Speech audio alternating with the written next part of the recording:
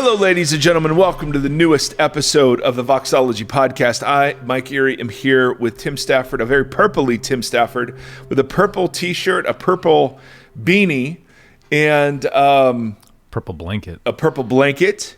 And so phone cord. This episode is sponsored by the color purple. Hey. And so there'll be Purple Rain references, Barney references, the purple Teletubby, which I think was the gay one, if you don't remember Teletubbies back in the day, and whatever else comes to mind as purpley. Grimace. Don't forget Grimace.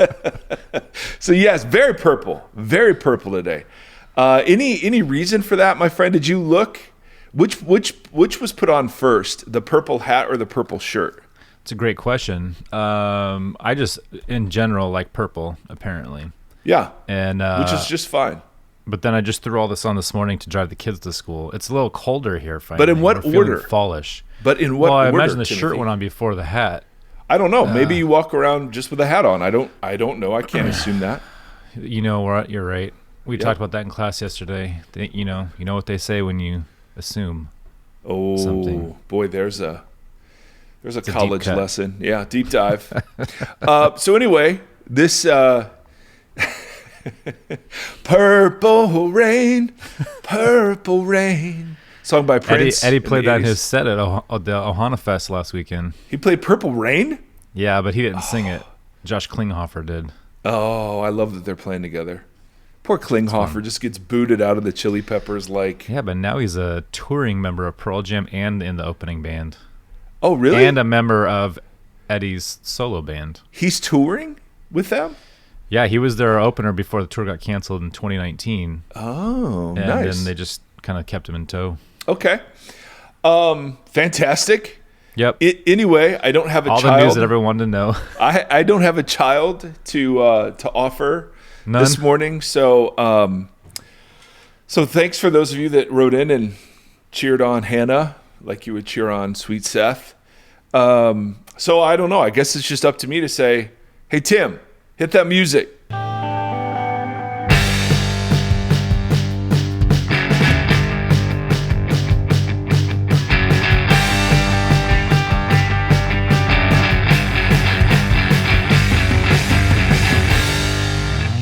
All right, ladies and gentlemen, well, thank you for tuning in. Again, we are always so grateful to play a small part in your life, and we're grateful for the feedback we get. We want to thank Mark this week.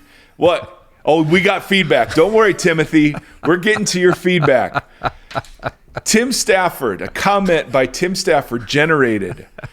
Way more responses than I've ever gotten on a topic before. Yes. There was a very Tim-focused response pattern that we'll get to in just a second. But I wanted to thank Mark, who was already on our Patreon team, but has graciously increased his support. So thank you. And to all of you who faithfully support this crowdfunded nonprofit endeavor, man, we are so grateful. If you want to find out more, go to patreon.com/Voxology Podcast. Tim Stafford, not usually known for his controversial views, Never. uttered really something that we can only say in hindsight is heretical, flat out wrong, false, Yes. misguided, misconstrued, Amen. and really out of just sheer ignorance. I do this regularly, so it's big news when Tim does it. It finally arrived. Tim has been graciously, and I mean graciously, rebuked, and I mean rebuked, by several members of the Voxology community for throwing shade at a song called This Land Is Your Land, This Land Is My Land. Tim, give us the original misguided take that you had offered. Well, I think the problem was I didn't know that we were going to have so many Woody Guthrie aficionados out there that were going to come so quickly to his defense. Yes, the way in which I referenced the song was out of context with the song. I was talking about the morning. It was a part of a much larger conversation that we've been having with our son, because there is one of his teachers really holds to an old understanding of America and has them sing. And this song wasn't even one of the songs. They sing a lot of old American patriotic tunes and talk about Christopher Columbus as a hero and different things. So we've been trying to have a little bit broader conversations with him about what some of that stuff meant. And so we were having a longer conversation, and then I was jokingly singing back to him, rewording, "This land is not your land. This land is," or whatever. I can't remember how their I phrased land. it, but as part of a larger conversation, not thinking that everybody was going to become. This is what's funny too, is like I'm well aware of Woody Guthrie and his politics. Even like the belt guard on my guitar. I don't know if you can see it, but it says "This machine kills fascists." So I'm well aware, and I apologize for taking that out of context or not giving a full context. Because it was a protest song, evidently, right? Yeah, it was like his response to "God Bless America" and kind of weird, sappy, patriotic tunes that people were, and it was more of a, this is for everybody kind of, I don't know, it's a much larger conversation, but yes. I'm aware, and I apologize for that snippet being out of context. Woody Guthrie. Yes. Woody Guthrites. I'm going to forward all the emails. You can just say, "I'm sorry." I'm sorry. Next. All right. So I also got an email that somebody was willing to allow me to read, and we always want to receive correction. This one said, "I came away from listening to episode 314, which was the Revelation episode. I came away from that episode feeling grieved. I came away wondering if I should feel grateful to you that you are saving us from the stupid, idiotic theologians and scholars who have gone before you and me, those who passed the faith on to us, who lived in much less lavish times, those who looked at the book of Revelation as both apocalyptic literature and prophetic, that I should also be glad that Mike knows exactly how the first century church received the letter from John." So the tone here may be a bit sarcastic. What? Yep. And I grieve over the church as a pastor as I see the church shrinking in many cases because individuals feel like they don't know how best I read that wrong. In many cases because individuals feel they know best on how church should be. What has to happen to humbleness in communities we both agree we should be participating in? What has happened to people who come to be a part of the body, not to see Jesus, but to examine it if it's being done correctly and right? Rarely do people call and ask me about my heart for Jesus. I simply get asked if I fit into their mold. I know you are criticizing your own, but I really came away grieved in spirit with the rhetoric. So I wrote back and I said, "Thanks for your honest feedback. The last thing I would ever want to do is come across as superior in any way. I channel the work of amazing scholars who have been saying these things for years. May I read your email on air?" And we always strive to listen. He graciously says, "Yep, you can read it." He says, "I know that you're not talking off the cuff, but through much research, I think we can agree that we could find, quote, amazing scholars and scholarship that would take a different position. Please know I'm not inferring right and wrong. I think through listening to you and others, I'm holding certain things more loosely, primarily for the sake of the gospel. So my concern is how dogmatic can we really be on some of these issues and those who hold them? With the immensity of God and the depth of the scriptures, how can anyone of any generation feel they, above all others, know the mind of God and be fiercely dogmatic on many issues? But as you've clearly stated, when we do that to the detriment or abuse of others. Is that acting like Jesus? And the implied answer, of course, is not.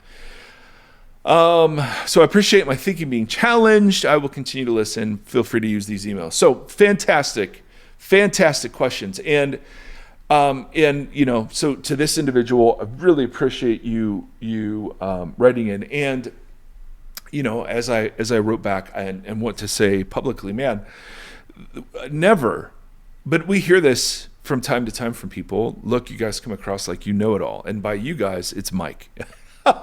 Tim is wonderfully humble. That's why he got rebuked. That's why it was so fun. He got just rebuked. Sorry, Mr. Guthrie. I know, right? So yeah, I don't ever want to come across that way. And certainly, man, hermeneutical humility is something we're like really diving into as we're talking about this whole Bible series. But I think so rhetoric, yes. If the rhetoric is inflammatory or demeaning or whatever, it has no place, right? That's not Sermon on the Mount way of living. That's not Jesus' way of living. And that doesn't serve any sort of helpful or redemptive purpose.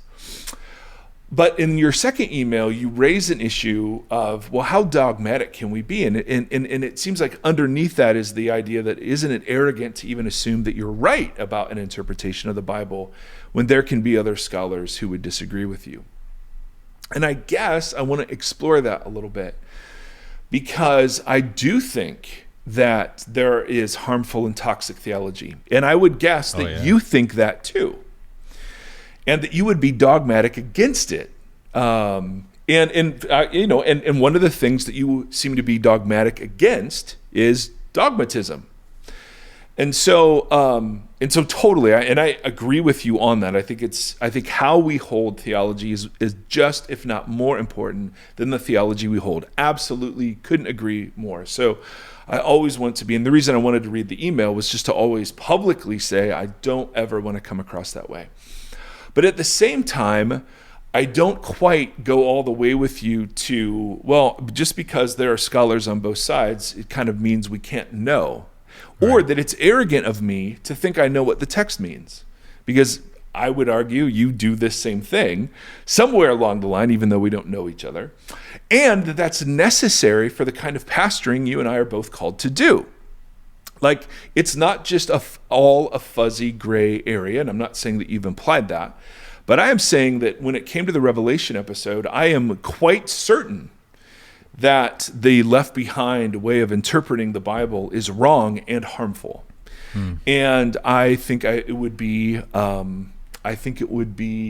not true to the text to somehow give credence to that way of interpreting the Bible when it does such violence to the form and shape of the text, as the text it says. So I'll receive the arrogant criticism for sure, but I will not receive the idea that just because there are good scholars on both sides, that means we can't know something, or that it's arrogant to say that I somehow, Mike Erie, lavish Christian in 21st century America, somehow knows the mind of God.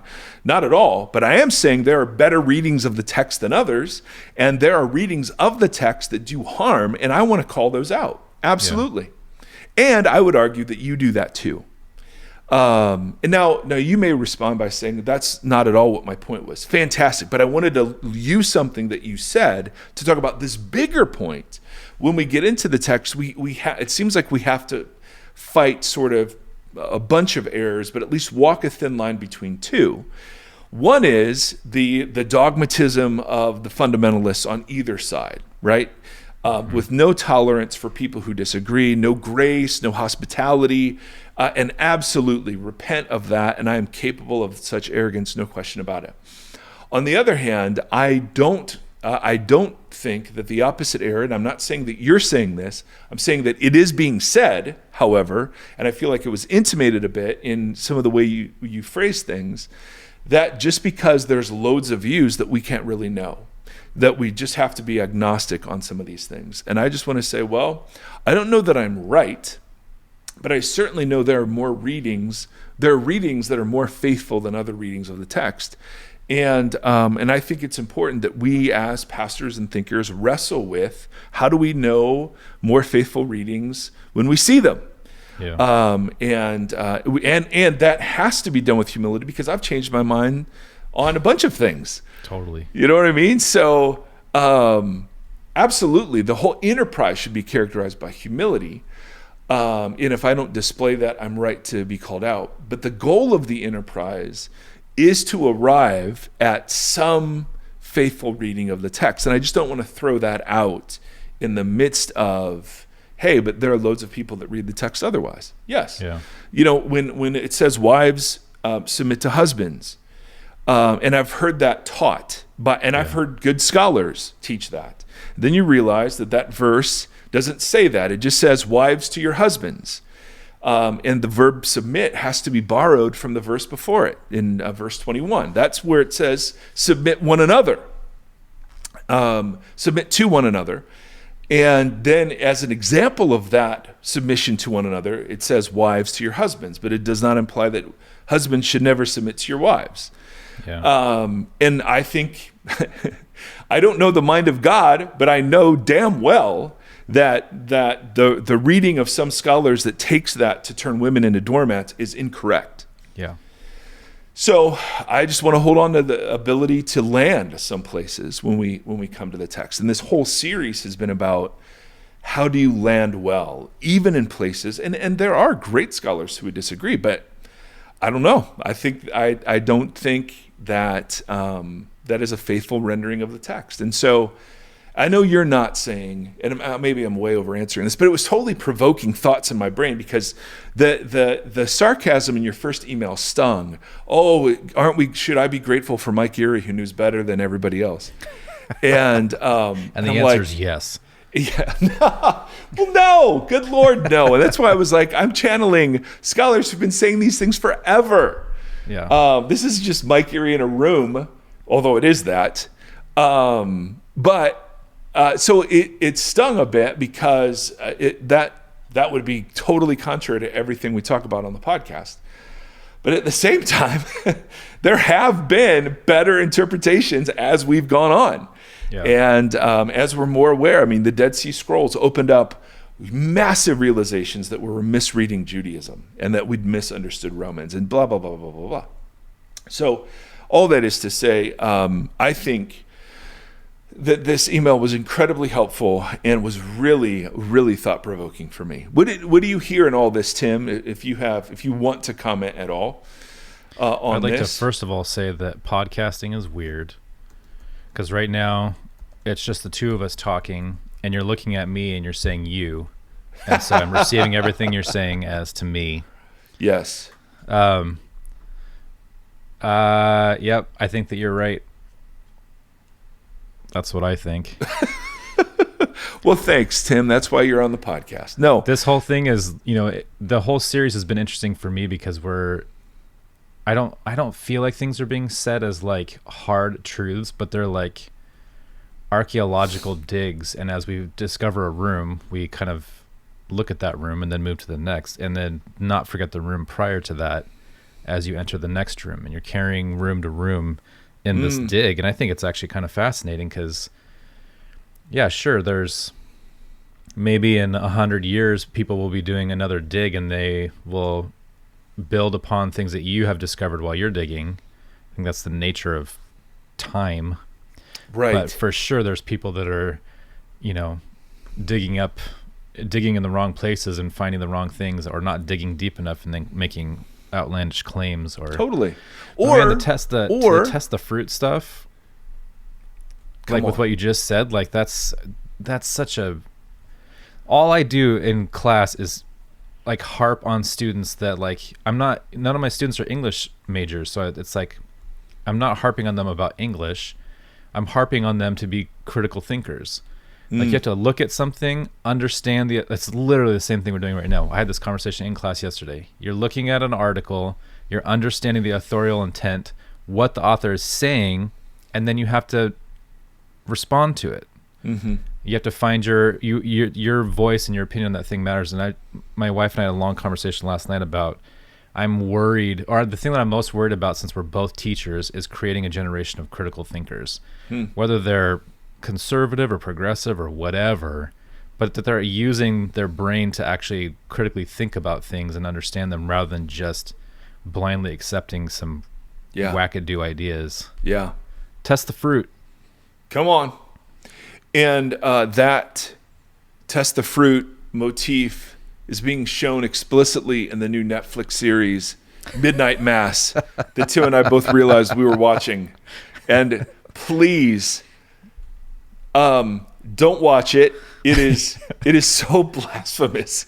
But it has this subtext of religion and religious belief and true religion versus false religion. Yeah. That is unbelievable. It's so hard for me teaching at a Christian college because I want to teach a class. The class I've always wanted to teach has been on horror and social commentary because all horror films used to be social commentaries.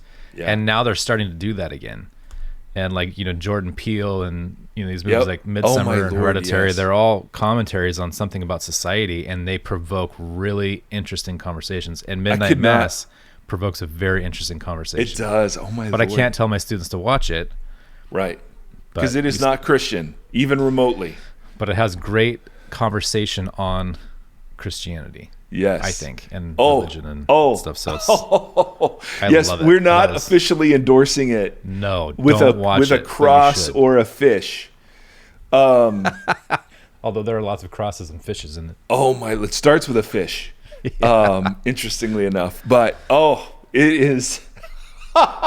It is so provoking of all this stuff. Oh my goodness. So Tim, I love that, and that's all we're doing too, right? We're just using literary analysis and awareness, exactly.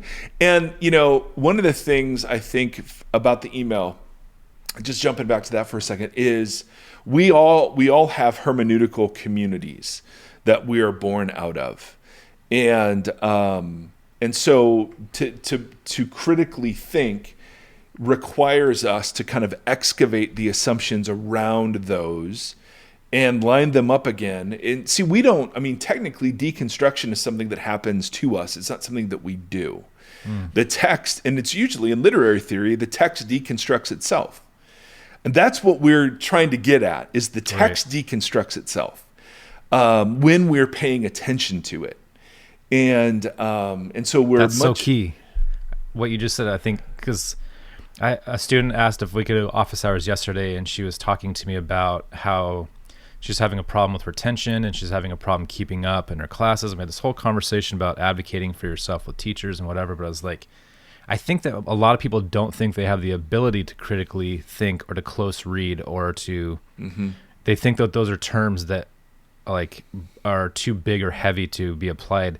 But what you just said, and plus like what you've said before about reading Mark straight through and then starting over and reading it again and then starting over, that's exactly what that is. And allowing the text to present itself with its intent is everybody's capable of that. Right. And I don't know how you encourage people to, because I think we've talked about that with deconstruction, and I'm using air quotes that you can't see on the listening side. But I think people get afraid. I'm trying really hard to understand how, we talked about this last episode, how different brains work because they process pulling the rug out differently. Yeah. Or holding loosely differently. And I'm trying to inhabit all of that to have those conversations where it's like, well, okay, this is how you do this. I need to be really sensitive to that in this conversation. Yeah. But at the same time, I want to encourage everybody that everybody has the ability to sit and just read. Totally. And ask questions. And at they'll the very be least. Yes, or be patient and sit in a text or whatever. And there's also, I think that's one of the reasons why genre is important in Bible reading, because the information is conveyed a bunch of different ways to a bunch of different kinds of brains. Totally. You know what I mean? I'm not a psalmist. I just don't process information artistically. Mm-hmm. I process it as a, Bible studier, as a student, as a, this I want to understand.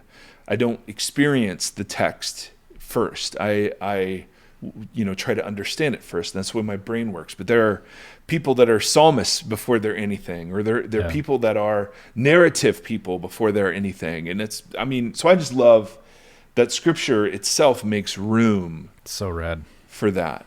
So anyway, let's talk. So we started last week.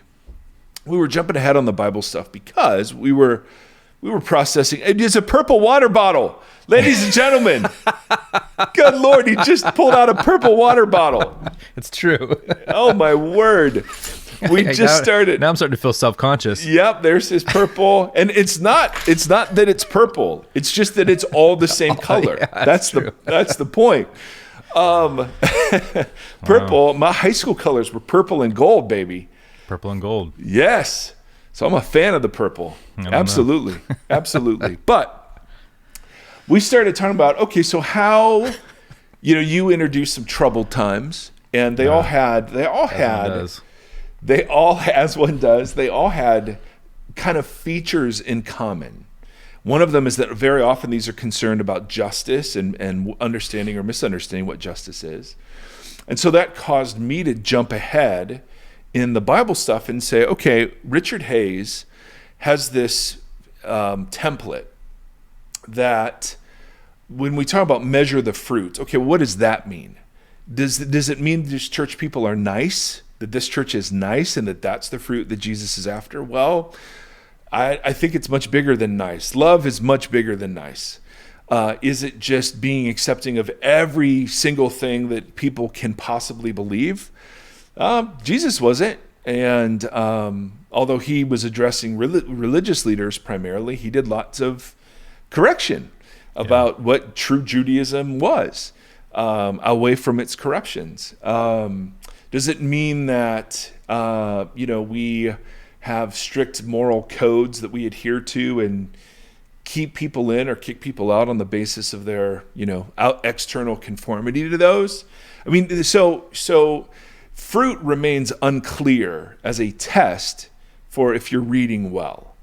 So then we go into, well, okay, what could we possibly mean by fruit? And the most obvious fruit that Jesus comments on is following him, But what does that mean? Because loads of people claim to follow him, and we could very easily say, what's the Sermon on the Mount? If anyone is seriously endeavors to walk through life in a manner consistent with the Sermon on the Mount, they are attempting to follow Jesus.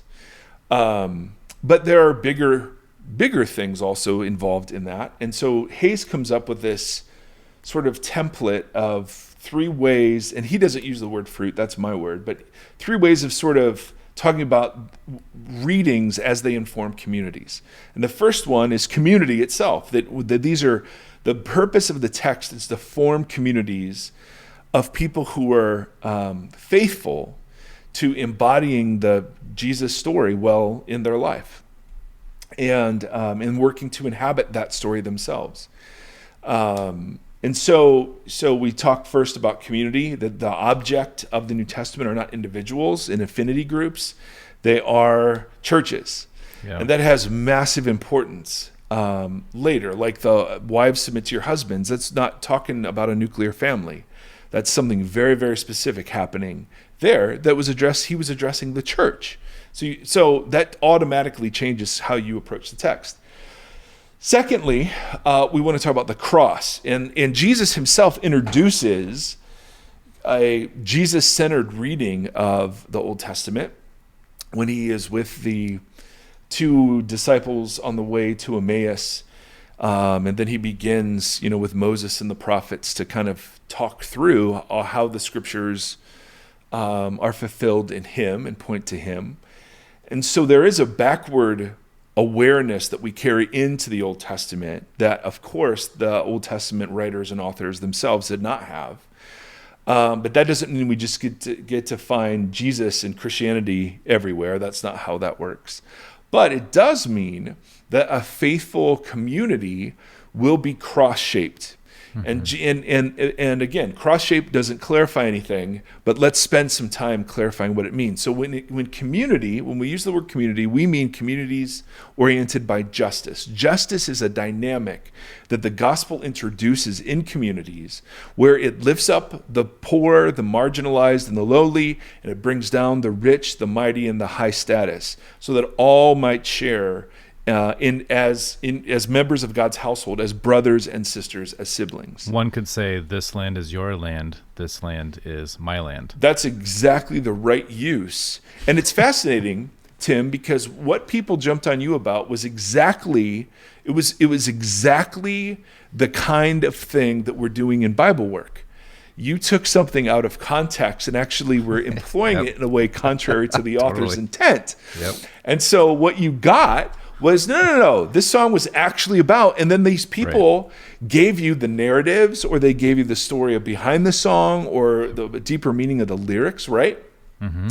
So when we talk about understanding the Bible, we do this all the time with each other, right? Well, no, that's not what that means, right? And sometimes, our emailer is right, that you don't and you can't know.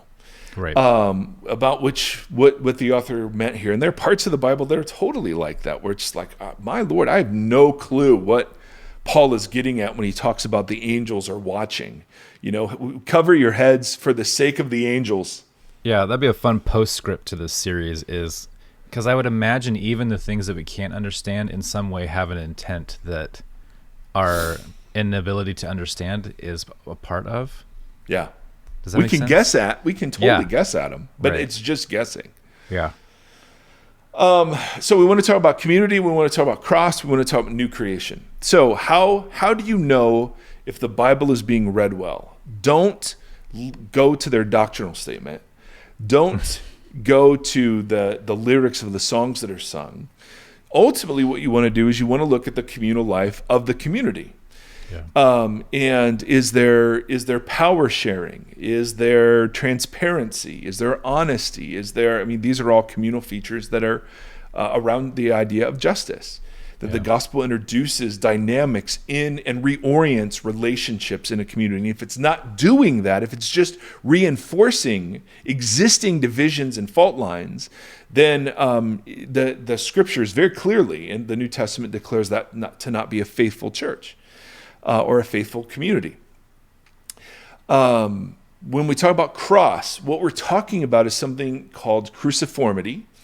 One of Gombas's favorite scholars, a guy named Michael Gorman, who I don't know if he introduced it, but he certainly popularized this concept, and it just has a load of incredible books on it. But cruciform just means in the shape of the cross. Yeah. And the idea here is that the cross is not or should not be primarily conceived of an object that purchases our forgiveness and salvation. The cross should be conceived of as a way of life, a way of orienting oneself in the world. And this comes straight from Jesus, right? When there's this interesting thing when we talk about reading Mark, one of the things you notice in the book of Mark is that there are 3 times Peter acknowledges Jesus as Messiah, and then instantly Jesus announces that he has to suffer and die. Peter misunderstands that, and then Jesus offers a corrective teaching. Right. That pattern happens 3 times throughout the book of Mark. 3 times, there'll be something that happens. Jesus will announce he will suffer and die. The disciples misunderstand it, so Jesus has to correct. And so the first time that happens is in Mark 8, where Peter says he's the Messiah, and then Jesus says, the Messiah must suffer and die. Peter rebukes Jesus, and Jesus sees Satan in that rebuke, and he says, get behind me, take the following, follow me, don't lead me.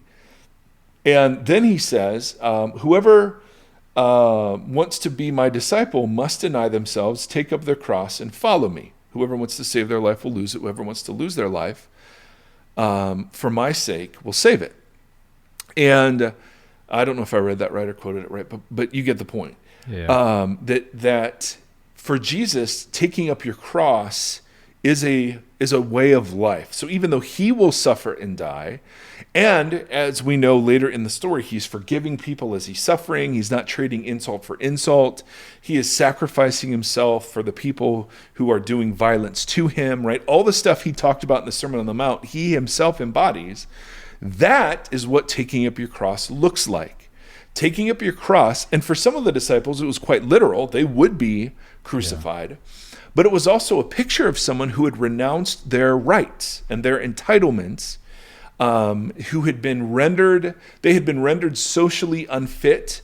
They had been judged to be a threat to the existing social order. Taking up your cross meant you were dying. So it's an image of, yes, it's an image of surrender, but it's an image of dying to self. And that's why Jesus exactly says, if you want to save your life, you'll lose it. If you try to save your life, no. If you want to save your life, you'll lose it.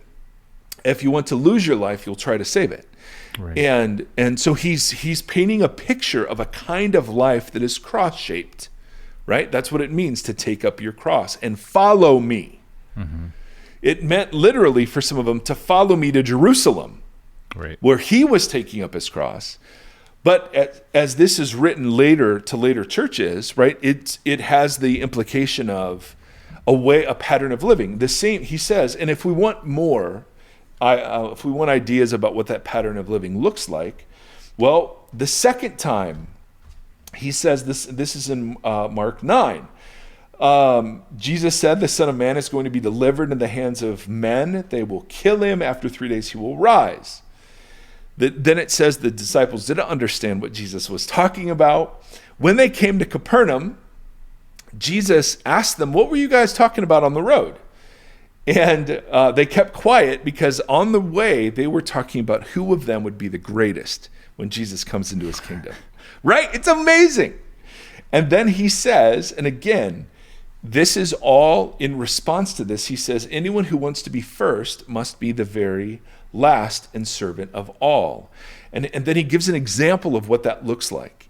He takes a kid who would have been on the margins of the disciple community. The disciple community was primarily men and, shockingly, some women, some of whom were wealthy.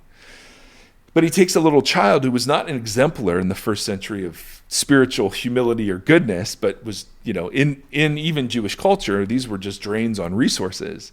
He pulls a child from the margins to the center and says, whoever welcomes one of these little ones welcomes me. Jesus identifies with the marginalized there. And so it's fascinating. So the first time he announces that he will die and suffer, Peter's like, dude, no way. The Messiah is not supposed to do that. And Jesus says, no, you have to take up your cross. You have to do this too. The cross isn't just a place where I die. It's a place where you die too. And then the second time he says it, and they're arguing about who's the greatest, and he talks about then what it looks like to serve. If the greatest, he redefines what greatest means, right? Through him. Right? Yeah. The greatest is the one who serves, and he comes among them as one who serves. And then the third time, we're going to Jerusalem, and the Son of Man must be delivered. This is in Mark 10. So Mark is deliberately 3 times in 3 chapters. Huge, huge point he's making here. And the Son of Man will be delivered over to the chief priests and the teachers of the law. They will kill him. Then, immediately after that, James and John said, teacher, we want you to do for us whatever we ask. And Jesus says, okay, what do you want me to do? Let one of us sit at your right hand and the other on your left. The positions of honor. Yeah. Right? As Jesus comes into his kingdom. You don't know what you're asking, he said. He calls the disciples together. You know that those who are regarded as rulers of the Gentiles lord it over them, and their high officials exercise authority over them. Not so with you, my followers. Instead, whoever wants to become great among you must be your servant. Now, what's he saying? Okay, so he's identifying what cross-shaped looks like. First, cross-shaped means surrendering your life and your entitlements, surrendering your rights and your privileges. It secondly means using that whole package for the sake of others, right? Mm-hmm. Bringing the marginalized to the center, protecting the weak and the vulnerable. And then when it comes to leadership, he's like, and it should not be quest for power or control or authority. Rather, we affect people through self-sacrificial love. Yeah. Now, now with the guy's email that you read at the beginning. Yeah. I imagine that what you just said looks a little different in every generation.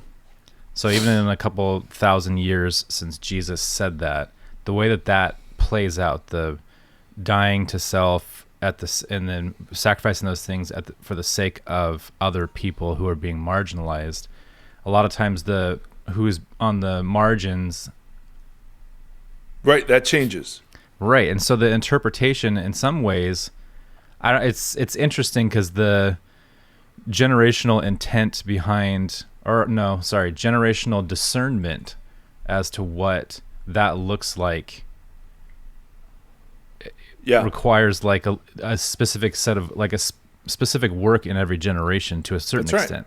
The theme Absolutely. is not different, but the application or practicality of it. Yeah. Yep. And so what is a community that is reading the text well? What does that look like? It looks like a community of justice, and it looks like a community that's cross-shaped. Yeah. And what does cross-shaped mean? Well, according to Jesus, cross-shaped means you've given up the pursuit of greatness, you've given up the pursuit of power and authority and coercion, manipulation, you've become the servant of all, And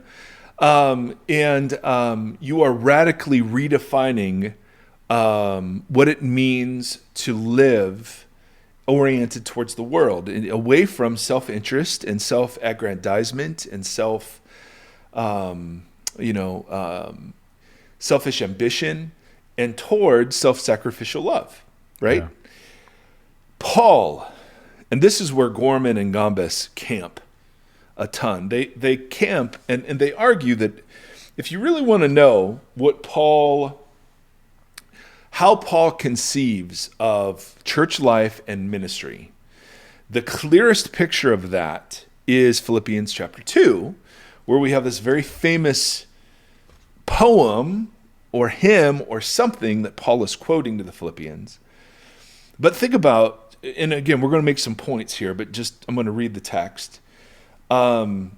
It's a massive, he says, do nothing out of selfish ambition or vain conceit, but rather in humility value others above yourselves, not looking to your own interests, but each of you to the interests of others. Now that's exactly what Jesus was saying those 3 times, just put into different words. And then he says, in your relationships with each other, all right? Now this is a cross-shaped community. In your relationships with each other, have the same mindset as Jesus, who, being in very nature God, okay, had all the rights, privileges, all of that was his by right, did not consider godness as something to be used to his own advantage. And that translation is fantastic. It's not, my old translation was something to be grasped. And the verb there is like grasp onto or use as a lever to get more for yourself. So Jesus, as God, was entitled to everything: worship, glory, honor. This is what Satan offered him. Totally. I'll give you the kingdoms of the world if you just bow down to me. Jesus was already entitled to that in virtue of his nature, but he did not use that to his own advantage. Now, think about the swath of the gospel message born, to a single mom who was pregnant under mysterious circumstances, announced to shepherds. I mean, the whole Christmas story is the story of nothing. There was nothing that was used to his own advantage. He suffered in every way you could suffer, right? And then he did this to make himself nothing by taking the very nature of a servant. So he is in the most socially advantaged position as deity, right? In the Roman world, it doesn't get higher on the pantheon than the gods. Yeah. So here is this carpenter, this obscure carpenter who had that social honor, who took the social honor of a servant. All right. Now this is, again, in Roman terms, servants had no social honor. Most of them were not considered human. They were considered property. Being made in human likeness, this Jesus, and being found in appearance as a man, Jesus even humbled himself further, becoming obedient to death on a cross, which, as most of us know, is the most socially shameful. It wasn't just the physical torture, but it was the social shaming that went along with crucifixion that made it such an instrument of terror. And what did God do to that humiliation? Not only did he not claim his rights and privileges, he took the form of a servant, and then, as a servant, humbled himself even further by dying a shameful death. Right. What is God's verdict over him? Well, God, according to Paul, and whatever Paul's quoting, God exalted him to the highest place and gave him the name that is above every name. Now, again, that comes from the book of Isaiah. Is it Isaiah or Jeremiah? Oof. But that text, I think it's Isaiah, that text was used of Yahweh. So Yahweh's verdict over Jesus is that is Yahweh-like. That at the name, and then he says that at the name of Jesus, every knee should bow, and heaven and earth and under the earth, and every tongue confess. That's the part that's, I think, from Isaiah, to the glory of God the Father. Now, what compare the three texts that Jesus gives as corrections about what his suffering and dying means as a way of life. And then take that Paul text and say, okay, so what's that tell you about the shape of the communities? Well, of course, then, they should forgive each other and bear with one another and encourage one another and be reconciled to one another and listen to one another and be hospitable to one another, right? All the one another statements flow out of that posture, right? Have that same mindset. Instead of using all of our privilege to get more, instead of using our power to get more power, instead of using our money to get more money, instead of using all that we have, the cross-shaped community uses its privilege. And again, I don't mean the racial privilege, although, I mean, let's go there if you want, but I'm using privilege in the broadest term possible, the broadest way possible of rich, of intelligent, of social status, right? All of it.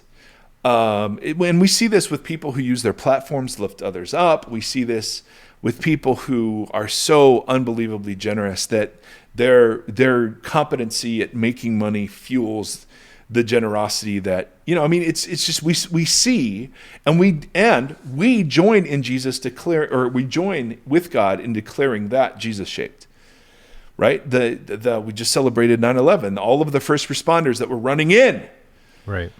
Instead of running away, right? That's Jesus shaped, right? The people that sacrifice themselves or that forgive the adult that killed their kid, right? We all marvel at that. Now, we may not use Jesus shaped, but that's what we're looking for. And the big critique of all of the nonsense that we see in our culture about our rights to guns, vaccines, and infringement of masks, all of that rights talk, some of it I think could be legit, but a lot of it is simply the using and claiming of rights in ways that are totally contrary to this posture of the church, exemplified here.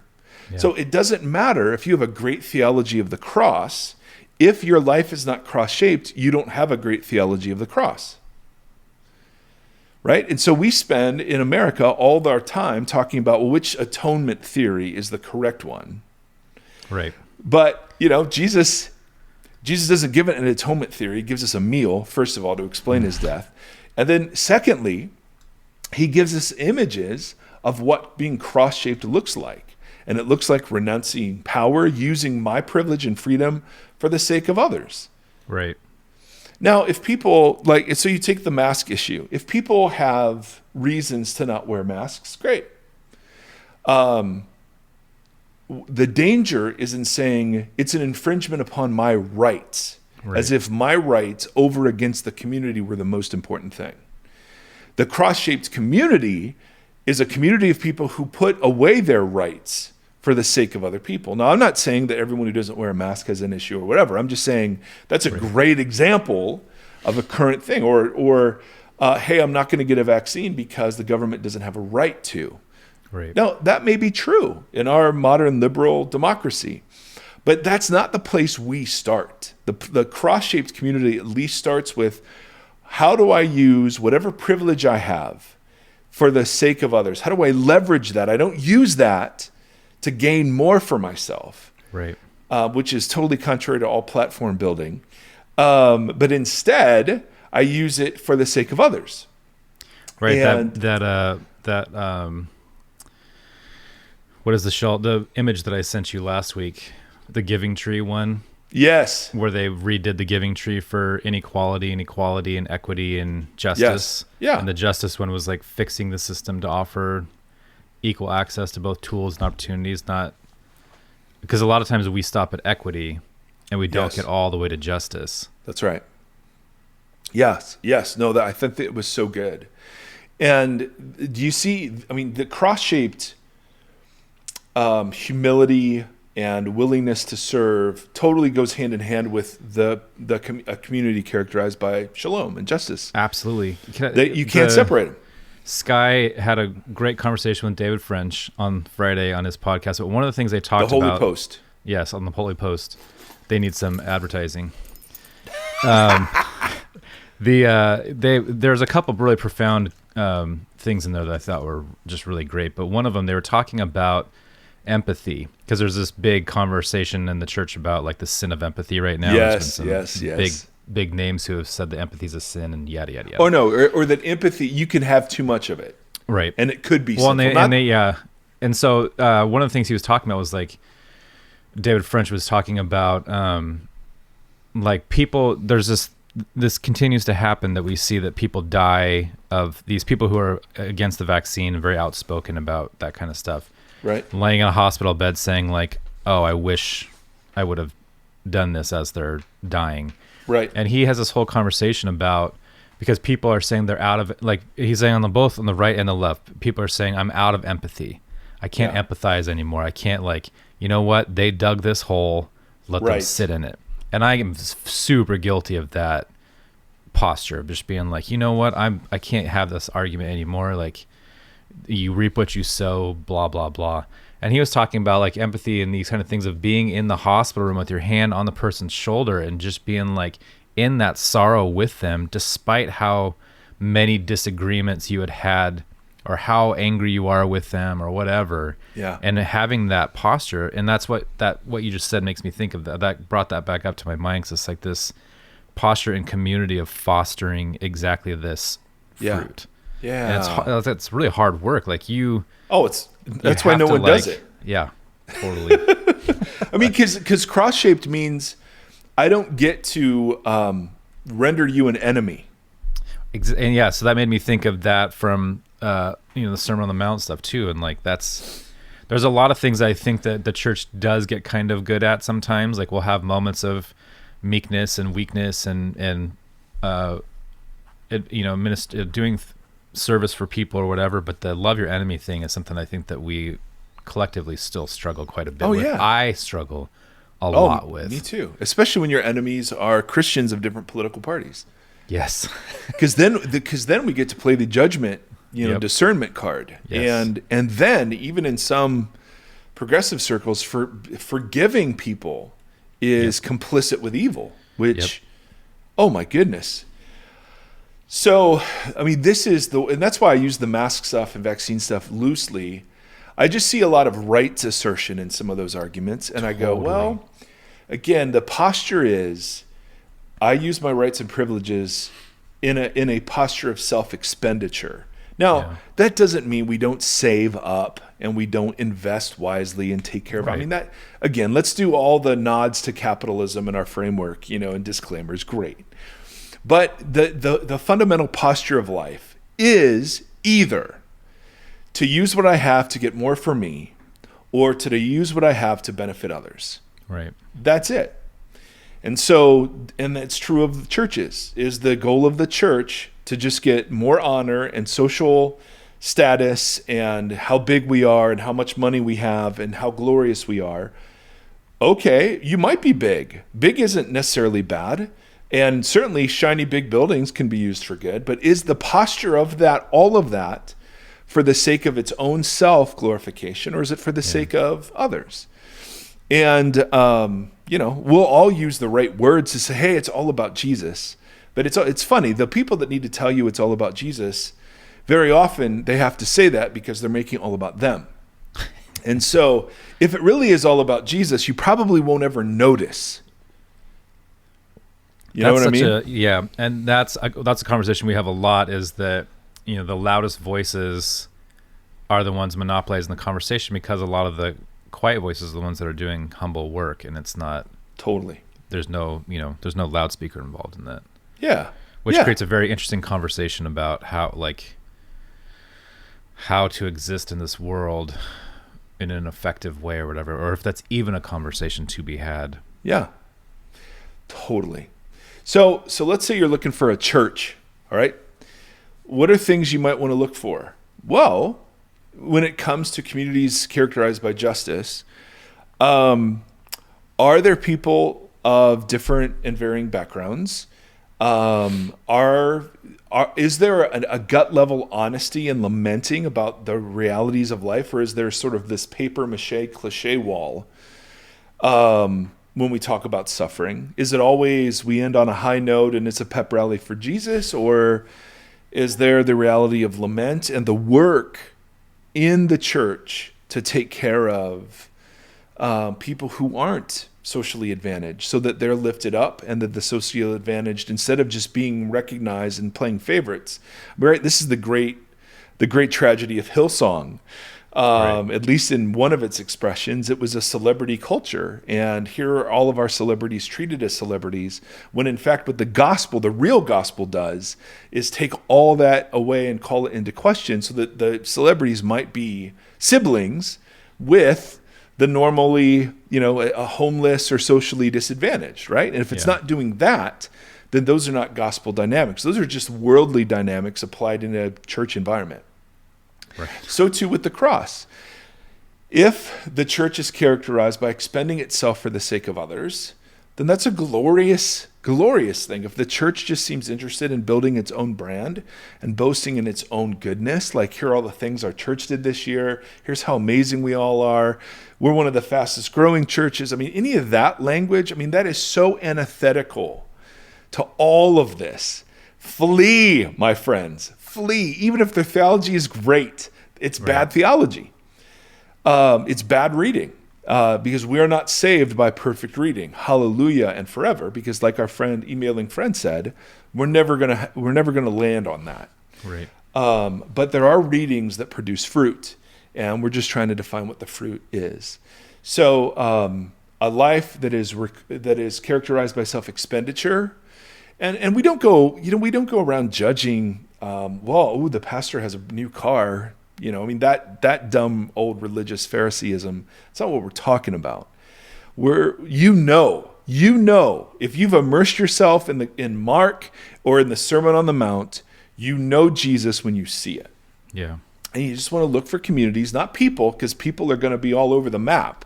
But you look for communities characterized by these sorts of things. Because, this stuff challenges the crap out of me. Yeah. And I'm still in process about working out what all of this means, right? I have a son with special needs, so I try to save a lot for his future. Is that bad? So I have a savings account, and does that? But it's for the sake of him. So is that okay? It raises all of those really profound questions, and I think it should. I feel like that's a great marker of. That's a great point, Tim. It's just the assurity of some of these things versus like the discernment required to do. Yeah, I don't know. I just don't think a lot of the whatever. Yes. Yes. Yeah. That's an interesting test. If your reading of the Bible just confirms everything you already think, then maybe you might be doing it wrong. Well, yeah, because my goodness, I get so wrecked by this stuff. And that's the part we don't always share on the podcast, is just like the 2 years leading up to some of these conversations of just going, my Lord, I think I've been wrong on this forever.